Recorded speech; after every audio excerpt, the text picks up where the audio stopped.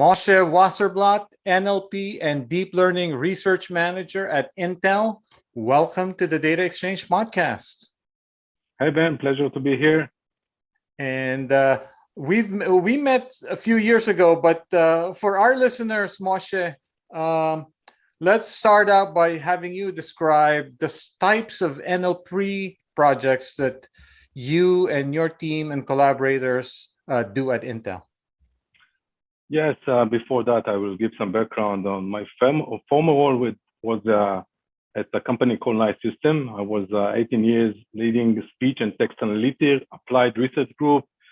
We were the first company to deploy speech-to-text, emotion detection, word spotting in call center, actually extracting valuable insights from information from call interaction. You probably know the statement, your call is being recorded for quality assurance. Most likely it's by Nice System. So today I'm leading the natural language understanding and reasoning group at Intel Lab. We have kind of two main activities. First is around what we call democratization of NLP on Intel hardware, or maybe increased adoption of NLP in the industry. For example, I can give some projects developing SDK for developing NLP solution for real, of course, world, and also developing fine-tuning tool sets for a non-expert people, not a machine learning expert, handle future learning, low resource of data. For example, for solution, it can be sentiment analysis, name entity recognition, document classification, summarization, and so forth. And of course, also exploring some compute features for hardware architecture and address scaling and optimization on our hardware. So this is one topic. The second one is more blue ocean research of energy efficient NLP. For example, it's also called green NLP. Yeah, we can say that. So collaborating with top academic NLP labs and doing research in efficient models, develop innovative and recipe and models to contribute eventually to open source.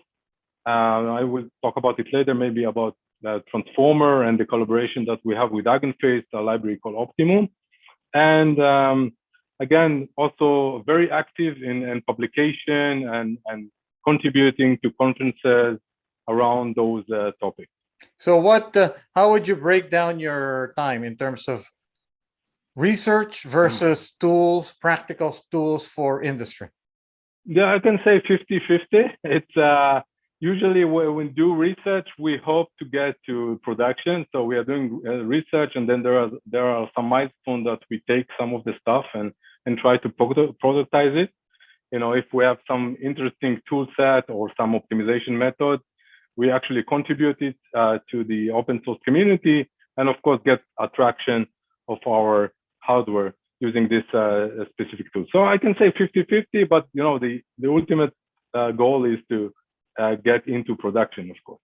So let's talk about what you're seeing as some of the key challenges facing both researchers and practitioners. So we've been running NLP industry surveys for 2 years, and a few things jump out, Moshe. Mm-hmm. One is people realize that they can go to the cloud and there are managed services in the cloud. They can use them easily.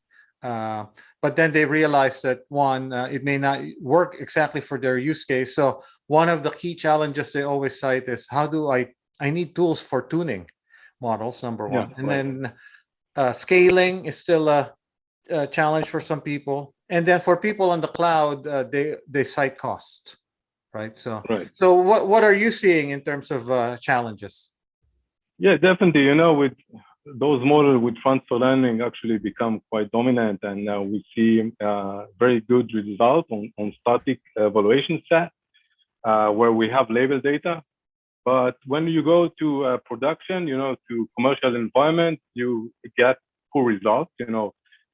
This is because commercial environments are usually dynamic and contains and very domain specific, right? So like our mutual friend David Talby, he finds that even in healthcare, different specializations require different models. Yeah, so imagine a shift in themes and vocabulary, writing style between inference and the training data.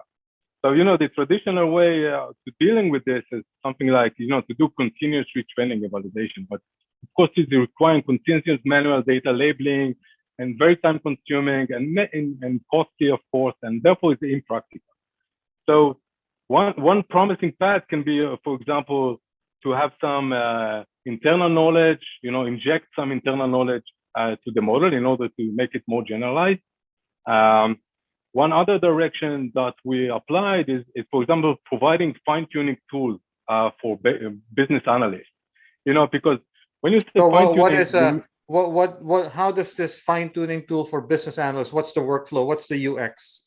yeah, so imagine, with machine learning, of course, you have fine-tuning that you can get some label data and fine-tuning, but usually in a customer environment, you have some team, a data scientist team that is expert in doing the optimization.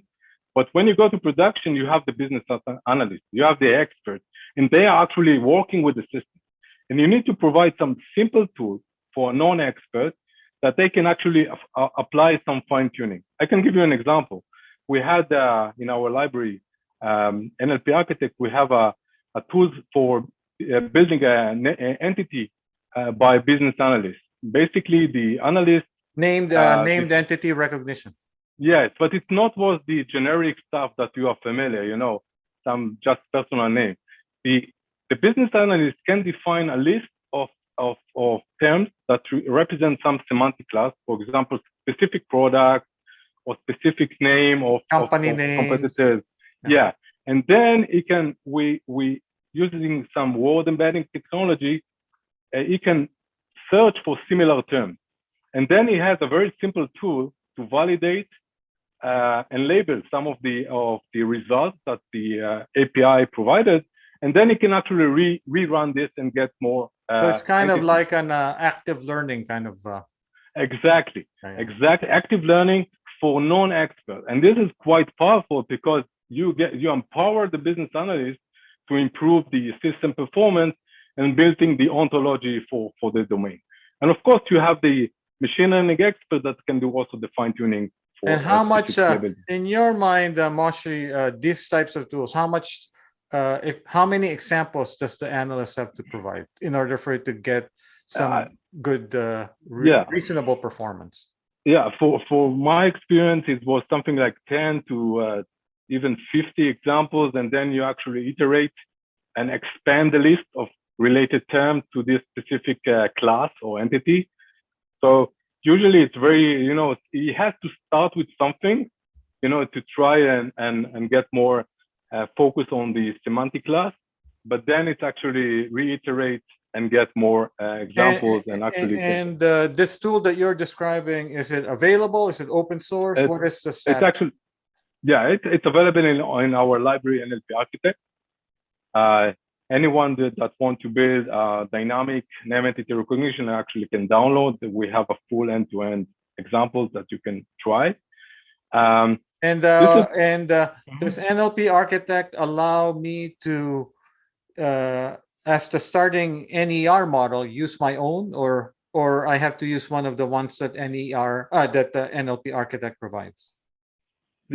For this specific application, you have to deploy the NLP Architect because it's not based on some pre-trained model. It's basically based on word embedding, very simple technology, something like from 5 years ago. Yeah. So it's not upgraded to pre-training or BERT. It's very simple. It's based on very, very simple techniques for do embedding, but it's very efficient. What would it take to update it for this world of transformers and pre-trained models? Of course, we have to move it to extract more contextual vectors like BERT vectors or similar, to have much more power in terms of, if you want to differentiate between specific keywords. So you have to get more contextual feature for this application, but it's not supported yet. So what other challenges are you seeing? So you mentioned earlier energy efficiency, which seems to be a challenge more on the research side, but it's a serious serious challenge because these models are contributing to global warming. Yeah, again, this is my main kind of themes in my research direction. How do you take those models into production? It starts from 100 million parameters, now with 1 billion and 1 trillion. So how do you take those models to production? And again, there are actually several methods that you can apply, from quantization, pruning. There is very powerful methods called distillation that actually I demonstrated that you can actually, even for the most popular task in the industry, for example, like document classification and name entity recognition, you actually can distill the large model even to a smaller architecture like LSTM or even NLP. So these so the things you're describing, people in computer vision seem to have done before, but now NLP people are starting to do. Yeah, exactly. And one of the key elements is data augmentation, because if you want to have a very high quality distillation, you need data augmentation, because usually you don't have enough data that is labeled. But again, one advantage is that you can. Let me stop you here. So for our listeners, very briefly define data augmentation. Yeah, data augmentation, usually you start with some label data and you apply different techniques in order to augment the data or get more samples. For example, you have simple methods like just semantic replacement of keywords. This is one example. Of course, you can do some switch between the keywords in the sentence that stay with the same semantic meaning. But you also have advanced methods like using the large model in order to regenerate or generate samples based on the samples that you have, the small amount of training data. So using data augmentation, you can actually get more labeled data. Other option is that if you have unlabeled data, and really, if you think about that in the industry, they have kind of, let's say, infinite, maybe in many use cases, they have infinite amount of unlabeled data. So you can, for example, train transformer model or BERT model and then do some pseudo labeling. Basically try to get label data for the unlabeled. Of course, it's not accurate, but you can use it as a data augmentation. You can use it as more data in order to train your model. This is quite powerful when you do distillation. So this reminds me of a couple of things. One is this general trend towards more data-centric work, right? So spend more time working on data rather than the model. So this kind of data augmentation, weak supervision, data programming work that you're describing reminds me of that. And then it also, what you're describing reminds me of a conversation I just had with Yohav Shaham of AI21 Labs, where they have actually this massive model which has 178 billion parameters. But he said they actually recommend people to use quote unquote the small model, which is 7 billion.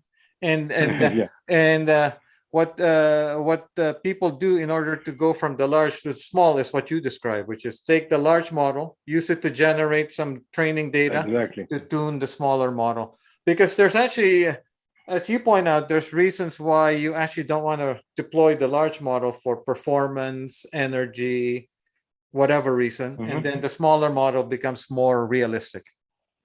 Again, you can have actually very surprising results if you take, for example, a document classification task, and you can actually distill the BERT model into something like LSTM, just by providing data from something like a larger model like GPT or even the BERT, and and actually with a very small amount of label data, you can get the same performance of BERT for document classification, and it's quite amazing. Also, of course, it depends on the task. So how so these are all interesting ideas, Moshe, but what's the state of tools for developers to actually do this themselves? Okay, so this is okay. So we are now collaborating with Hugging Face. You're probably familiar with their transformer model, which is quite amazing for researchers. and they just announced the library called Optimum, which is actually more think about transformer for production. Think about how you apply those models for different hardware architecture or different even hardware platform. So with Optimum, we actually contribute our recipes, models, code in order to allow the community basically to train their own model or fine-tuning their own model on our specific hardware. So for example, we provide tools for running quantization, 8-bit quantization. We provide tools to apply a specific pruning, specification. For example, you can get a model let me make this concrete. So let's say I want to do named entity recognition. Mm-hmm. I go to Hugging Face. There's thousands of potential NER models, and then what? What happens? Okay, so you have a pre-trained model, even fine-tuned for specific tasks. You can go to Optimum library, and there is a very simple. You can actually apply something like few lines of code to get Intel quantization on your model, and you like a processing or something like that, and the output model is quantized version of your fine-tuned model. So this helps me with the quantization, but not with the actual fine-tuning. Yes. So we also targeting to provide tools that are actually being used in fine-tuning. For example, doing also optimization and also fine-tuning in kind of one shot. You actually can do something like training aware optimization. So you can do fine-tuning, and then you can actually also apply quantization or pruning during the fine-tuning. This is something that we are going to contribute in the kind of the next release of Intel for Optimum. By the way, one of the trends in NLP is the rise of model hubs, right? So where actually for people who don't actually are not experts in NLP, there are so many models, starter models they can take off the shelf, but many of them will find out that the starter models are good, but may not be good enough to actually use because the accuracy is good, but not great off the shelf. Right. And so we go back to this whole, we need more tools for fine-tuning. You need fine-tuning, and also doing the fine-tuning, you need also capability to optimize the model in production. Right. So this is very important.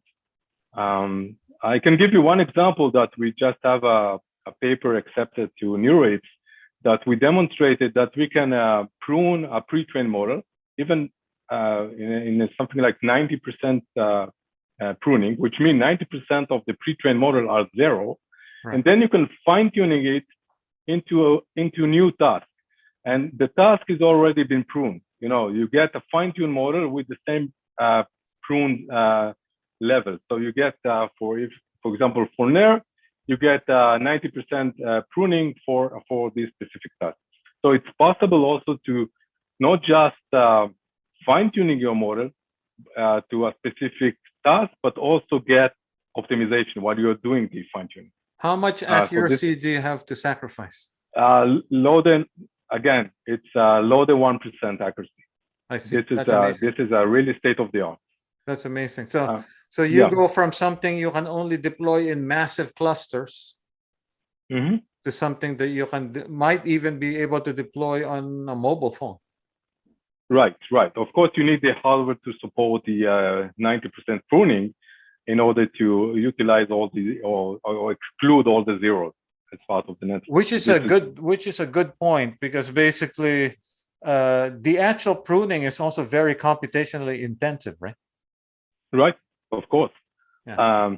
Also, there are other modes. Probably you're familiar with something like Dilbert and Tinybird. It's actually, you can actually, during fine-tuning, you actually can distill the large model into a smaller version of BERT, less layers, even less, sequence length, minimum sequence length per layer, and something like that. So you can do fine-tuning and also optimization while you are actually doing the transfer learning. This is very important. So the other things that I hear about in the NLP community is kind of the notion of auto ML for NLP. So auto NLP. Have you heard? Have you explored this area? Yes, maybe not the standard way that you are familiar with.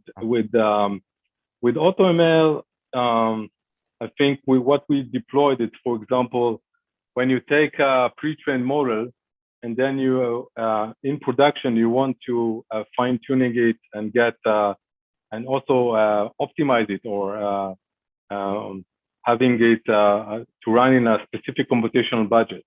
So what we do is, for example, during the fine-tuning, we also do some AutoML or something like optimization methods, evolutionary search, in order to get the best sequence length per layer. So we're using some AutoML techniques in order to get the best sequence length per layer that actually match your computational budget. So if you have a smaller computational budget, you actually can find the best sequence length per layer in order to apply in production. So this is something that we deploy with a specific model. For example, dynamic, we have a model called dynamic TinyBird, which is actually very similar to TinyBird, but it's during inference, you can actually set the level of optimization that you want. It's very dynamic. So you can change the sequence length per layer by using AutoML, and then you can actually apply it for different computational budgets. This is something that we're also going to present next month in Europe. So again, AutoML is quite efficient if you want to get different level of optimization for different computational budgets. So where are we, Moshe, in this? Maybe this is still science fiction, but I will ask you anyway. So where are we in this scenario? So I have data with labels, and then there's a model hub, and then I have my deployment scenario in mind. So then basically all I need is a declarative interface, which is basically, here's my data, build me a classifier based on this models in this model hub for this deployment scenario. How far are we from that? From this? At least for very simple tasks, like I would say something like document classification or name entity recognition, there exists tools and recipe how you actually can go with the large model and distill the information to a smaller model. This is doable. I think also it's going to, part of Optimum is going to have distillation methods for I can say simple tasks. Yeah. But is it really finding me the best model? Not yet. Yeah, you have to define the architecture. Yeah. Not yet. Yeah. I understand. Yeah, it's not yet there. You have to define your architecture. But for example, with the example that I have provided of the sequence length, you actually can choose the sequence length. The AutoML choose the best sequence length. So you can say it's something like a dynamic configuration, but it's not, of course, the full blown of AutoML yet. So when you look at NLP applications, they usually are pipelines, right? So maybe I do, here's my raw text, then I do some pre-processing, then I do some name entity recognition, then blah, blah, blah. I compose this pipeline, but then each step of that pipeline might be a model, right? So one of the things that I noticed that people, Moshe and speech are doing, so for example, for speech recognition, which also is comprised of multiple models, the speech community is imagining possibility of one end-to-end deep learning model. So is there similar thing happening in NLP where there's, okay, I know I need to build a pipeline, but I actually know, here's my starting data, here's my desired model. Can I just build one massive deep learning? Is that something that people in the NLP community also talk about? Yes, of course. If you think about conversational AI, instead of getting speech to intent and intent to the next action, of course you dream about something like from speech to next action. Yeah. So So people are working on this. Yeah, I know. Yeah, people are working on that. I see many researchers that are getting to the conferences and providing some examples.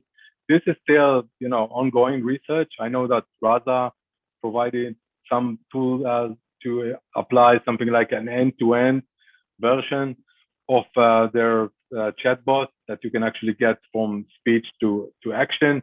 This is this, I think, again, this is something very interesting. And of course, you have similar things if you think about summarization. You can summarize from text to a clean summary, but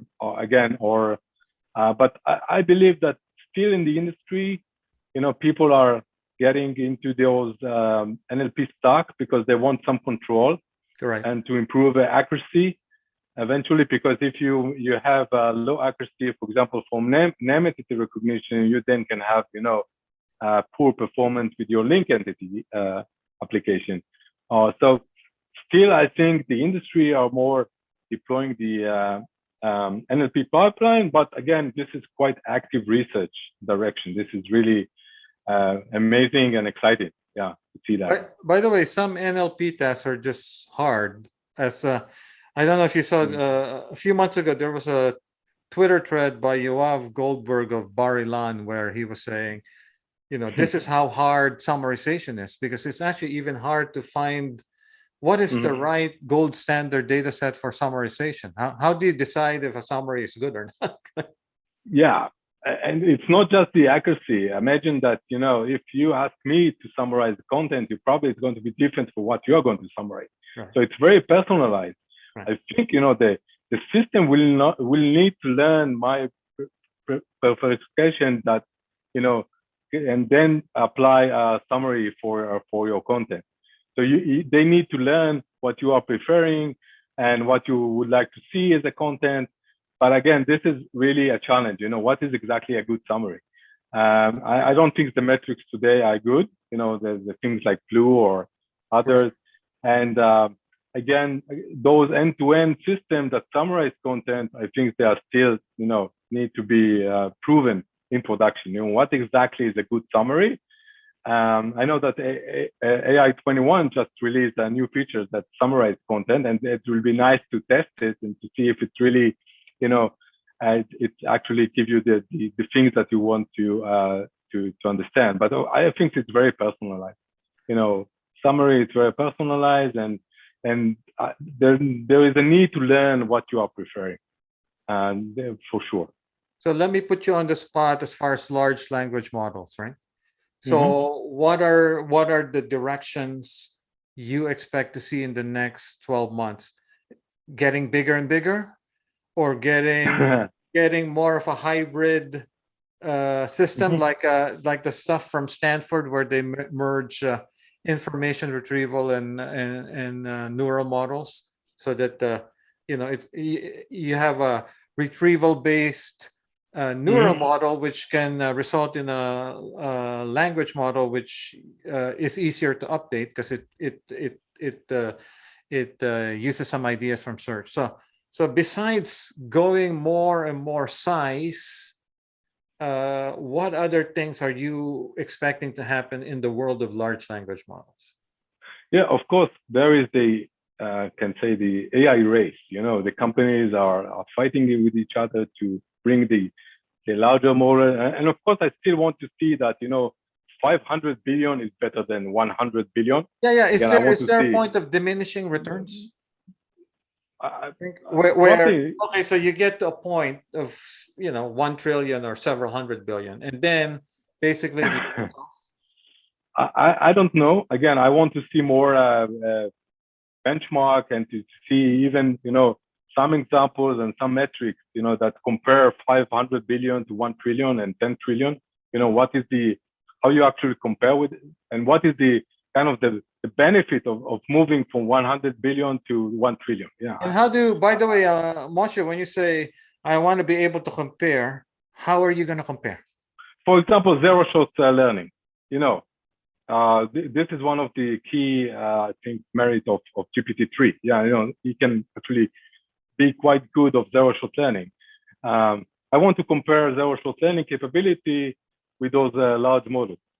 Because we also know that, for example, just recently, T0 from Big Science, just demonstrate that with a model that is 16 times smaller, get a better zero-shot performance than GPT-3. So what does it mean? So I want to see that really those large models can get better performance in zero-shot learning. Quickly define zero-shot. Again, basically, you don't have any label data. You just try to, you don't have label data, for example, for classification. You just know the category and you have documents and you have to actually categorize a new document without any data.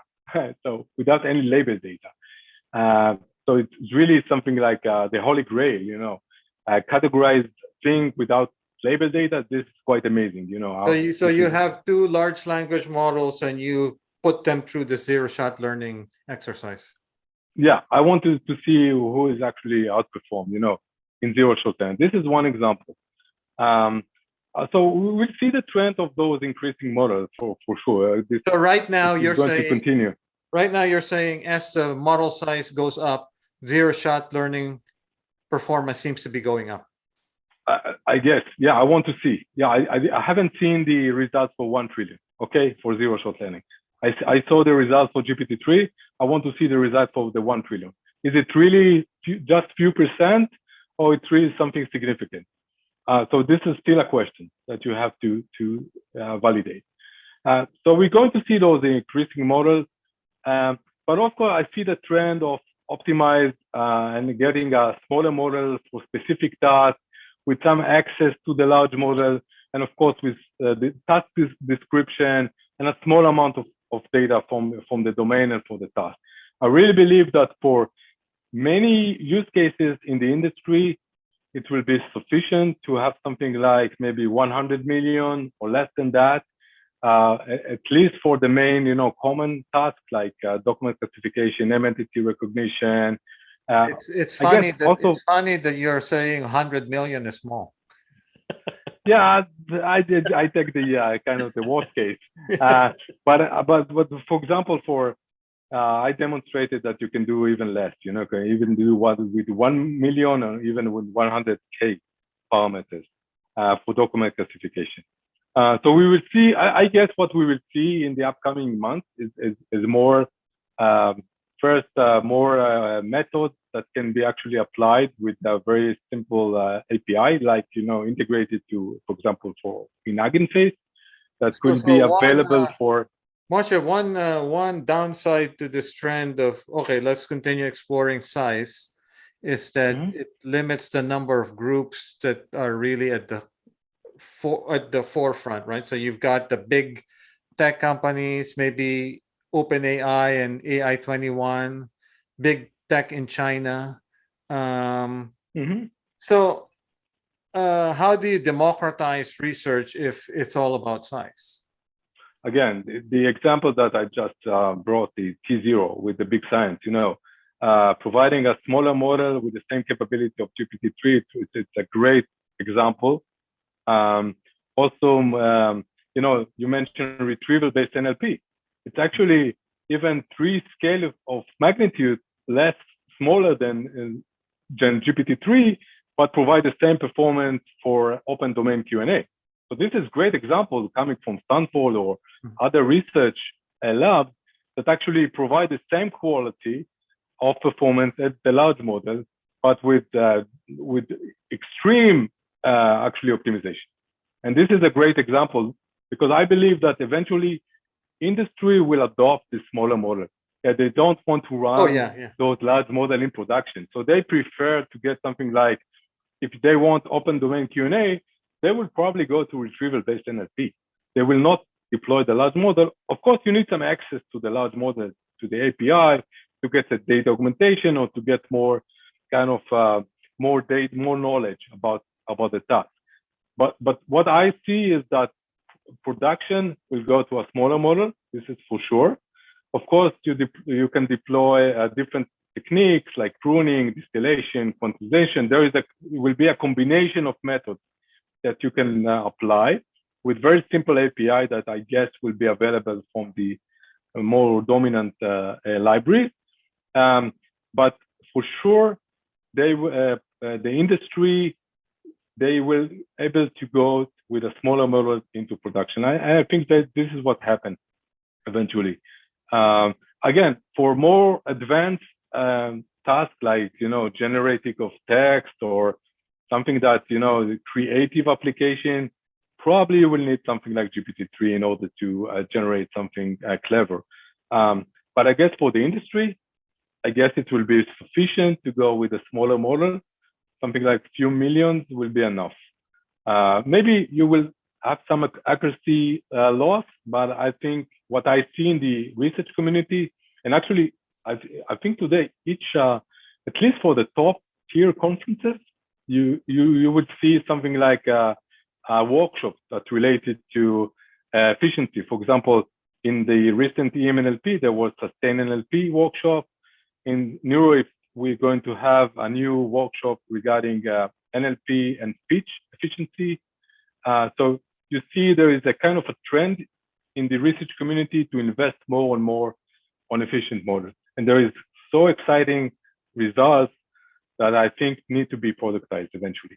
So quick question for our listeners who don't follow the large language model space very closely.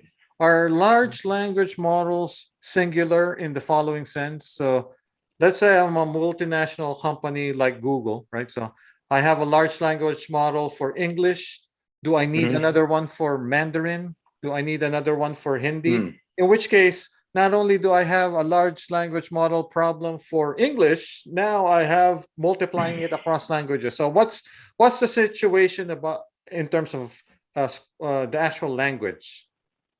Excellent question. Again, there is the translation it used to be something like bilingual. You are trying to translate. You have a model to translate from English to French, but just for example, I think it was Facebook just announced that a multilingual model actually outperform a bilingual, and this is quite a breakthrough. But you can actually. Oh, when you say that, so let's say I have GPT-3, right? And I'm using GPT-3 as an English speaker. And then you come in and you start typing the same thing against GPT-3 in Mandarin. So is GPT-3 equally performant? No.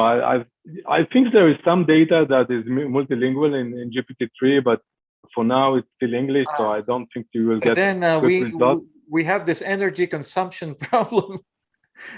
times the number of languages, right? So yes, but what you're going to see is more multilingual models that can actually allow you to do something how big will these models be if the one optimized to do English is already 170 billion, right? It's a good question, but I think, because you will apply transfer learning, I think there is a lot of things that you can learn from one language to another.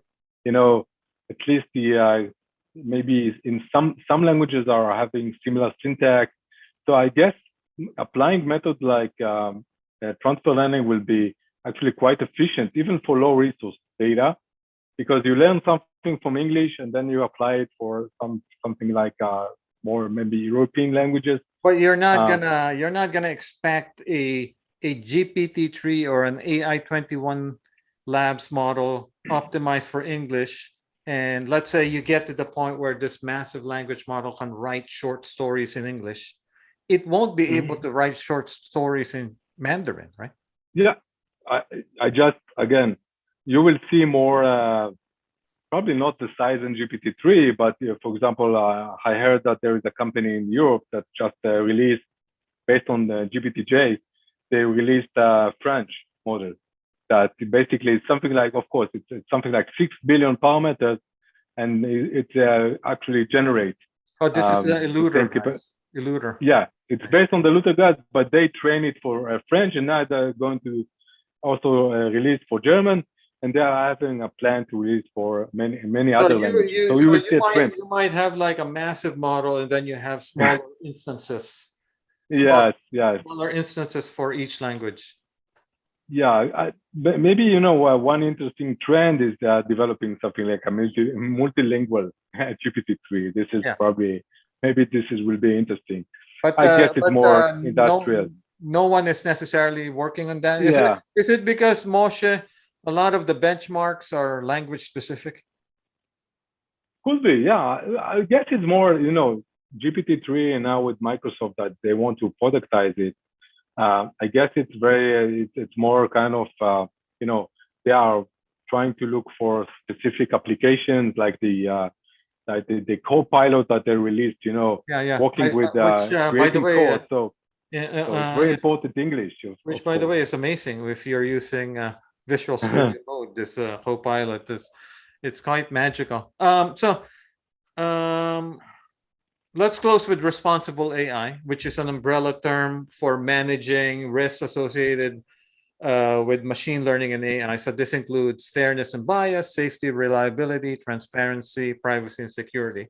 So I've noticed that in the NLP world, one of the things that is a good sign to me is the rise of more tools for model testing and validation, which to me is a first step towards taking responsible AI more seriously. So you've got now some groups which are actively developing tools for testing NLP models. So in testing in the sense of injecting software engineering rigor, like QA, unit testing, and this kind of thing. So what's your sense in terms of the NLP community taking testing responsible AI seriously? Yeah, I think this is a trend that we definitely see. For example, I noticed the benchmark called Raft, which is actually real world benchmark for text classification. So they took something like 11 different tasks from the industry, and they tried to evaluate GPT-3 and other models. Actually, I actually participated in the benchmark. I actually outperformed GPT-3 with a very simple model. So what really this is something that you see more realistic benchmark. Not the not the 100,000 samples or label data. You see something like benchmark for classification, for sequence tagging that have, few shot learning capability, just have, maybe 10 or 50 samples, and you actually, they provide it to the community in order to have much more competition compared to the large model. And I think in these specific cases, and the results that I got are quite promising. We outperformed GPT-3 significantly by applying very simple methods, just by training that we have the label data and we have the task description, and we can do some some data scientist tricks. So you will see more of that, because I think that eventually when you go to production, there is a big difference between those benchmarks, those data sets, and what you actually practice. And really, there is a need to do more validation, evaluation on many specific issues that come up in production. And just applying a machine learning large model in production, I don't think it will be sufficient. You will have to do a quite an intensive validation and benchmark. And this will be something that we will see more in production. And I also see the community, the research community is also contributing those realistic data sets, because this is the point where we can actually outperform those large models and maybe get rid of this bias and get a much more fine-tuned model for your task and for the domain. So let's close by actually putting you on the spot. So this episode is airing early in 2022. So Moshe, by the end of 2022, what tools will be available to developers by that time that are not available now? And base your answer on what you're seeing from the research community. So what do you think is happening in the research community that by December 2022 is more real for developers? Okay, so I think regarding, maybe I will talk about more optimization tool set. I think you will see more fine-tuning tool set that can also allow you to fine-tune to your own task and also to do optimization while you're doing the fine tuning and get, very optimized model for production and applying different techniques. Again, it can be hardware-aware techniques, quantization, pruning. I believe that you will see more contribution in the optimum framework by Hugging Face. It's going to be something like a new transformer library that is more target for production readiness. The same abstraction as you get from Hugging Face today with transformer, you will get it from the optimum library. But you can actually choose, for example, the computational budget that you have. You can choose the accuracy that you want, and maybe you can actually doing some AutoML fine tuning to get those to get into the landing zone of those values. So it's be more target for production and of course accuracy, and also of course you will be able to compare it to the large model and more realistic benchmark. So is there anything that we haven't talked about that you think is that you're hearing a lot about on the research community side? Again, for example, the prompt training, the prompt engineering stuff, I think it's quite amazing. If you look on transfer learning, it basically starts from word embedding, then contextual embedding, like from BERT, and then came up the fine tuning of the BERT with a specific head that you can actually add to BERT, and then come up the prompt training when generative model appears, and now you also hear about instruction learning or maybe multitasking learning. So those models like FLAN and P0, which actually was trained using different tasks, actually converting the prompts into converting the label data into prompts or instruction. And actually, this is something that I really, this is quite exciting because it's actually outperform, models like GPT-3, but, with a smaller model. So I wonder what will be the next fine tuning, not just tags, but I think Google actually announced something like their futuristic models that is going to be, it's going to be something like all the fine tuning, tasks and even their something like sparse level and everything together in the same model. So you're going to see more fine tuning for different tasks. Definitely, this is something that is very exciting as a research direction. And with that, thank you, Moshe. Thank you, Ben.